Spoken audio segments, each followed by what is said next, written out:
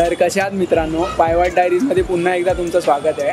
तर तुम्ही खेतवाडीचा ब्लॉग तर बघितलाच असेल, नसेल बघितला तरी त्या आय बटनला मी देईनच। सो आज आपण माटुंगा, अँटॉफिल आणि धारावीचे गणपती बघूया। तर चला आज गणपतीचं दर्शन घेऊ।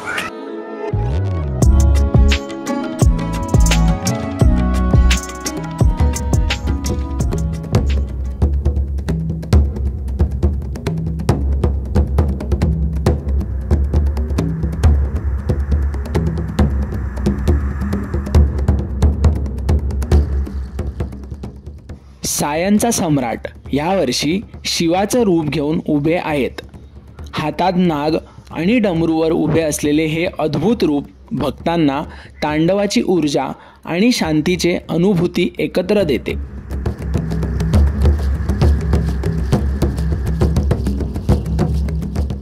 शंकराच्या पिंडीसमोर बसलेल्या या रूपात शांती, श्रद्धा आणि भक्तीचा संगम दिसून येतो। सायन कोळीवाड्याचा राजा शंकर अवतारात आपल्याला दर्शन देत आहे।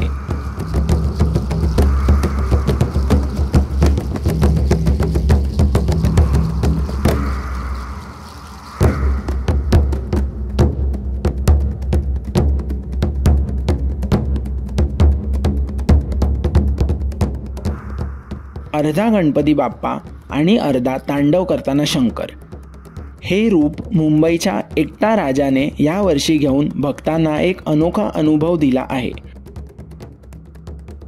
हे रूप आपल्याला सांगते की सृष्टीमध्ये शांती आणि ऊर्जा दोन्हीही आवश्यक आहे। धारावी परिसरातील सर्वाधिक उंच मुंबईचा वक्रतुंड यावर्षी आपल्याला कासवाच्या पाठीवर उभा दिसतो। हा बाप्पा आपल्याला स्थिरता आणि शक्ती ह्याचे महत्त्व सांगतो। मुंबईचा एकदंत इथे आपल्याला यावर्षी 12 ज्योतिर्लिंगावर आधारित भव्य सजावट दिसते, जे भक्तांना ज्योतिर्लिंग यात्रेचा सुखद अनुभव देते। आणि त्याच्याच मागे बसलेला सेंद्रिय रंगाचा भव्य बाप्पा आपल्याला दर्शन देत आहे। हे रूप भक्तांना एक अलौकिक ऊर्जा आणि श्रद्धेचा अनुभव करून देतो।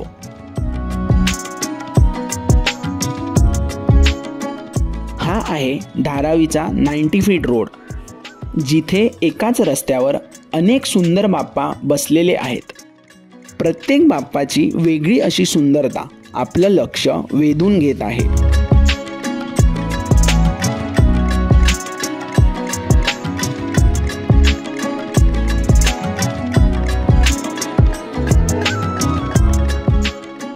या रस्त्यावर चालणं म्हणजे एक अनोखी दर्शन यात्राच आहे।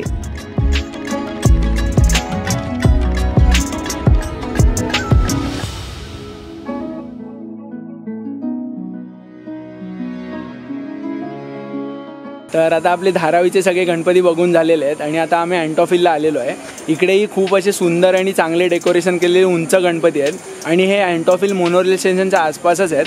तर आता ह्याचं दर्शन घेऊन आम्ही माटुंग्याला जाऊ। सो चला आपण माटुंग्याचेही दर्शन करू। हा आहे मुंबईचा इच्छापूर्ती, यावर्षी एकदम अद्भुत रूप घेऊन समोर उभा आहे। महाराष्ट्रीयन शैलीत सजलेला बाप्पा एका पायावर उभा आणि हातात गुढी घेऊन भक्तांना दर्शन देत आहे। हे रूप केवळ भव्य नसून तर महाराष्ट्रीयन संस्कृती, परंपरा आणि भक्तीचा एक सुंदर संगम दाखवते। एवढंच नाही तर दर्शनासोबत मंडळाने एक सुंदर असा उपक्रम पण सुरू केला आहे, जिथे तुम्ही दिलेल्या नवीन साड्या गरजू महिलांना वाटल्या जातात, ज्यांनी करून तेही उत्सवाचा आनंद घेऊ शकतात। अँटॉफिलचा राजा ह्यावर्षी एक अद्भुत रूप घेऊन उभा आहे। कमळावर उभा असलेला बाप्पा एका हातात त्रिशूळ तर दुसऱ्या हातात मोदक घेऊन भक्तांना दर्शन देत आहे। हे सगळंच एक अनोखा अनुभव देतो। यावर्षी समता मित्रमंडळचे बाप्पा सुंदर राजमहलच्या सजावटीत बसलेले आहेत, जिथे प्रत्येक ठिकाणी आपल्याला सुंदर अशी कलाकृती बघायला मिळते। हा बाप्पा खूप लोकांना माहिती नसल्यामुळे जास्त चर्चित नसतो, पण तुम्ही इथे आलात तर तुम्हाला एक सुंदर अशी कलाकृती बघायला मिळेल।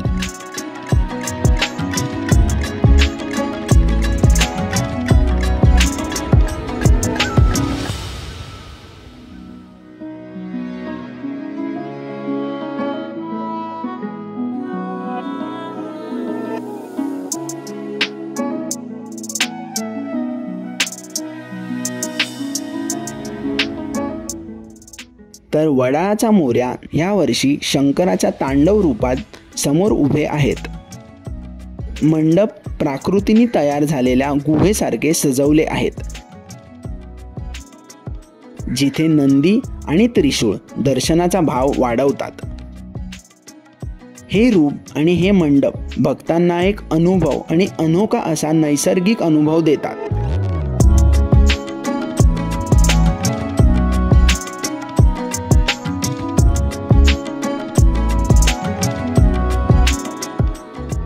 तिरुपती बालाजीचा अवतार घेऊन मोरावर उभा राहिलेला लेबर कॅम्पचा लाडका यावर्षी भक्तांना दर्शन देत आहे. बाप्पाचे हे रूप खूप सुंदर, भव्य आणि अनोखे आहे.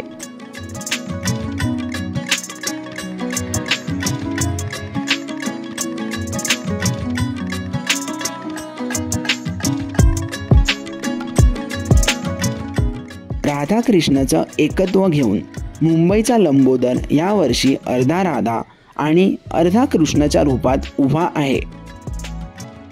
हा बाप्पा भक्तांना एकत्वाचा आणि भक्तीचा अनोखा अनुभव करून देतो.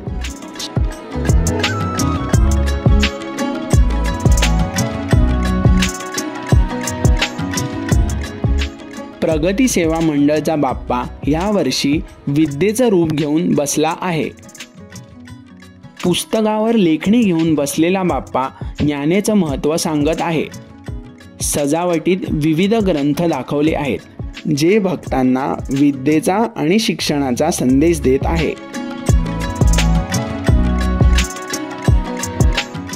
तर आता आपले माटुंग्याचे सगळे गणपती बघून झालेले आहेत. सो आपण हा व्लॉग इथेच एंड करूया. अजूनही गणपतीचे खूप व्लॉग्स येणार आहेत. सो तुम्ही पायवाट डायरीला सबस्क्राईब करा, लाईक करा आणि तुमच्या फ्रेंड्स बरोबर शेअर करा. सो आता आपण भेटूया पुढच्या व्लॉगमध्ये. Bye bye, take care.